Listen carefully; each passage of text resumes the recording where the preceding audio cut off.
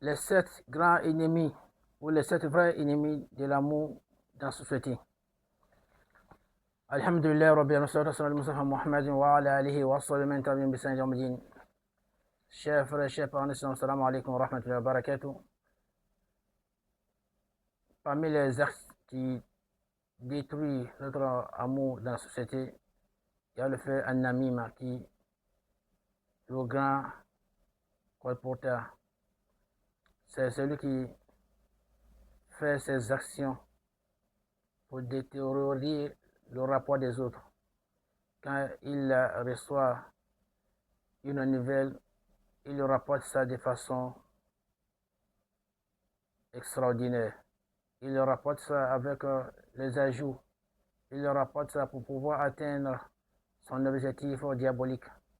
C'est cette personne-là, c'est pas médisance, mais sens encore c'est grave. Car lui ne dit pas ce que les gens ont rapporté pour s'arrêter. Mais il change, il transforme, il forge à sa façon.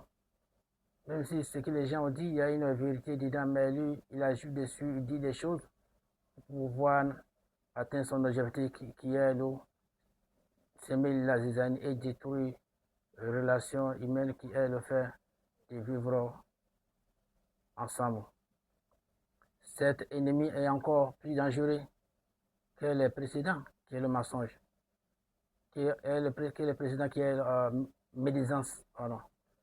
Donc, cette personne qui est un amima, qui prend les formations, qui va les transformer selon ses objectifs pour rencontrer. Aujourd'hui, l'exemple que nous pouvons dire, c'est les journalistes. Il y en a qui sont bons, face à laquelle nous soyons, nos frères soient parmi ceux-là. Il y en a qui sont mauvais, qui a une partie d'une action et qui ajoute plusieurs compléments dessus pour pouvoir atteindre son objectif diabolique, qui a une information qui est avérée, qu'il y a telle chose qui s'est passée. La chose s'est passée, mais la personne va transformer ça.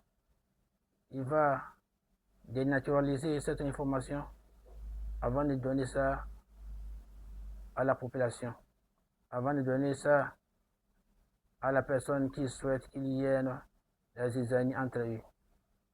Parce que pourquoi? Il a une idée diabolique, il a une idée de séparation entre les gens. Donc, ces gens de personnes, tout ce qu'ils rapportent, c'est négatif. Donc, un amima, c'est une action et un ennemi phare avéré et acharné de l'amour dans la société. Donc, l'islam est une religion qui promouvoit la vivre ensemble. C'est pour cette raison l'islam a catégoriquement interdit cela et il invite tous les musulmans à être en dehors de ce genre de comportement qui n'a pas approprié à la religion et qui n'a pas approprié à la personne, à l'humanité. Car l'humanité doit vivre plus que ça, doit vivre ensemble. Vivre ensemble, ça peut se faire dans la famille et ça peut se faire dans la société. Mais si c'est détruit dans la famille, ça peut se détruire dans la société. Donc, tous ces comportements qui n'ont pas approprié, qui n'ont pas accepté dans la religion musulmane, nous les musulmans, on doit tout faire pour bannir cela dans notre quotidien, dans notre vie quotidienne, pour pouvoir être exemplaire, le bon exemplaire pour les autres. Car l'islam, les messagers, Allah les a dit qu'ils étaient des excellents modèles à suivre. Et nous qui les suivons, nous devons être aussi les excellents modèles à suivre pour les autres, pour pouvoir amener le monde entier à suivre une bonne guidance qui est la voie de l'islam. Salam alaikum wa rahmatullahi wa barakatuh. Donc, la quatrième chose, ou le quatrième ennemi de l'amour en islam,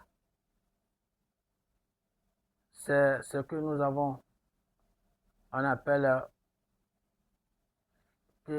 Shahadat Zou. Shahadat Zou, c'est ce qu'on appelle le faux témoignage. Quelque chose qui n'a pas assisté et qui vient pour apporter un appui négatif pour pouvoir détruire la situation dans laquelle tu souhaiterais que la situation soit dégradée.